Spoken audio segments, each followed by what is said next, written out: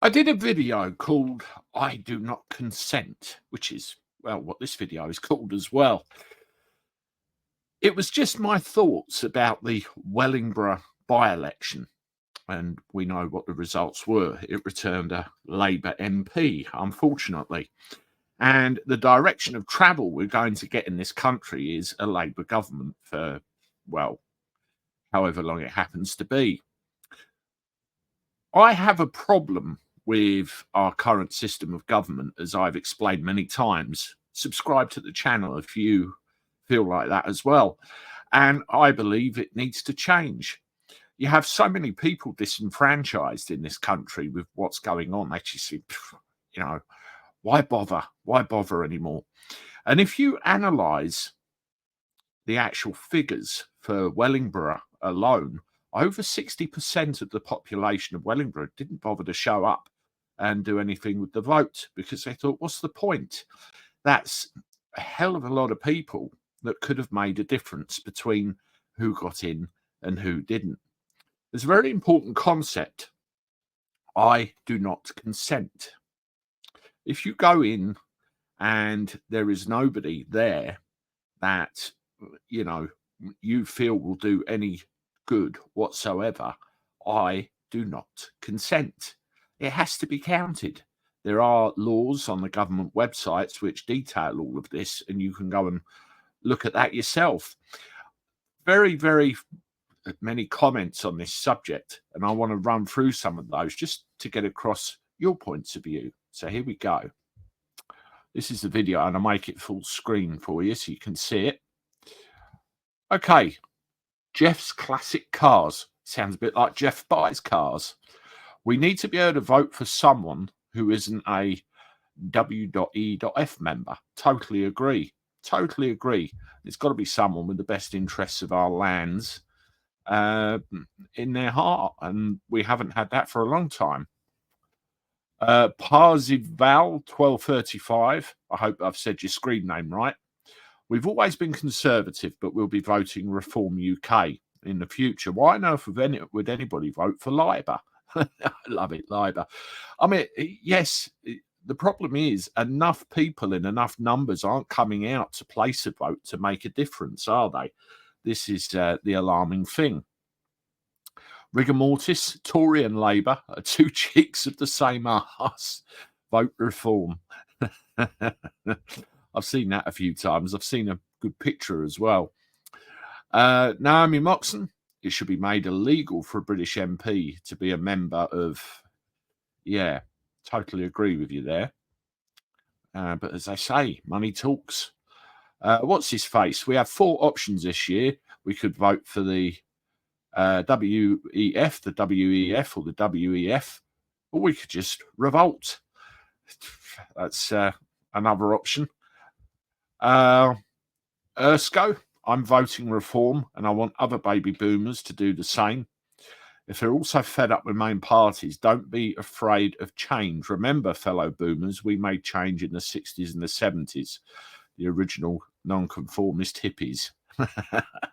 Love it. Absolutely love it. I mean, you've got a good point there, haven't you? You have. Enough people can affect change. The 60s and the 70s were a completely different generation altogether and a completely different breed of people. You know, my parents are of the age where they were in their youth in the 60s and the 70s. And, you know, having parents of that generation means that some of those attributes and some of those values transfer onto my generation, people in their mid to late 40s and early 50s. And then our children, it kind of dilutes and then dilutes again and dilutes again. We need to get back to that way of thinking. You know, enough people can make change.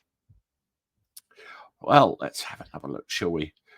If the electorate wants to send out a clear message, they should have gone out and voted for Ben Habib in their droves. Yeah, he came third, but out of the numbers that came out to vote, I mean, there's over 70,000 in Wellingborough, and only about 30-something thousand came out and voted. So 62%, I think, were missing. Blownate cylinder, the answer to our problems cannot be voted in. Phil Whelan, vote the WEF members out, and you give a list there. I mean, if anyone has any concerns about any sitting members, put their name in and those 3 letters into Google. Google's a wonderful thing, and Twitter as well. You can find out all sorts of information between the 2 places. Angel Messenger, the sheep will switch from Tory to Labour because it's what they always do. Unfortunately, I totally agree with you, because it's what we've been led to believe, our current system of government. That's, what we led to believe. I blame the media. I blame the things we're told on a daily basis, what we're supposed to believe by our MPs. And so many people in a very important generation fall for it every time. People have got to wake up to the truth. There's always truth if you look hard enough for it in any situation, and this is no different. People have to see the truth and vote for change, or this will go on. Cheryl, hi Cheryl. I don't understand what's going on anymore. We're heading for more trouble. Nobody's going to vote for anyone. I feel sorry for my grandchildren living in this crazy world, and the UK is going down every day. It's scary, Andy. Thanks for your update. Cheryl, when you go and spend a bit of time in another country and come back to here and compare the two, it really is quite frightening. Firefly, exactly right, Andy. Voting for Labour is just voting for the same. And if anything, we will end up far worse than we currently are. I worry for our kids. I worry for, our futures with all of this. Nick Rudd, what's needed is a total shutdown of the 2 parties that repeatedly fail the UK and its voters. We need a new system where the employed MPs can be sacked the moment they start following the personal money. Ban shareholders, MPs, both their own and their family, holding the shares. We need a fully accountable government. Yeah, I mean,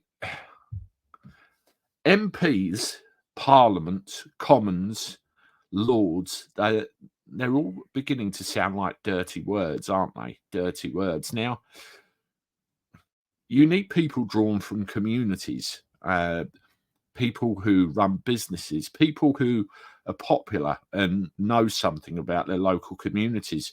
I mean, one thing that happens very often with MPs, you could have an MP that lives in Maidstone and they're parachuted into Margate because they think, oh, we'll get that seat, no problem. It happens far too often. And they know nothing about the area in which they live. Just an example. We have to go back to proper, honest-to-God community leaders.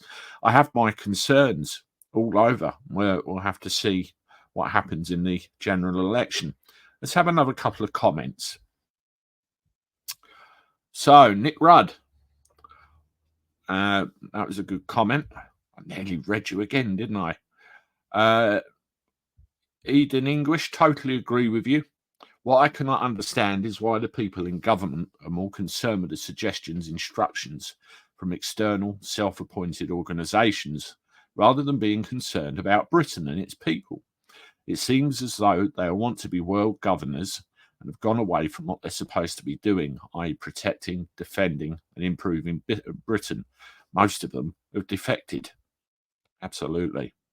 In Australia, all the voters that were not filled out correctly, including I do not consent, would be classed as invalid and go to the sitting member.